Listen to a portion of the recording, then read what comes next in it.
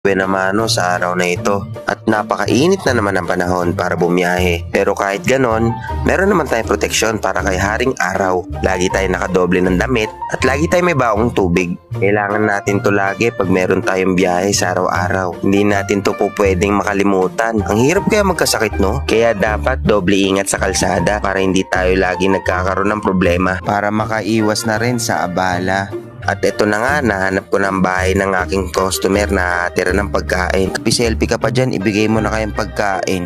Kaya hindi pa yan kunin sa atin. Sige ka, babalik tayo sa pinagkunan natin. Kala ko aabutin pa ng siyam-siyam bago makuha tong pagkain sa akin. Kainin ko to. Hindi, joke lang. Hindi naman natin kailangan kainin yan. May pambili naman tayo eh. Chinito nga pala muling nagsasabing, lagi lang mag-e-enjoy sa trabaho.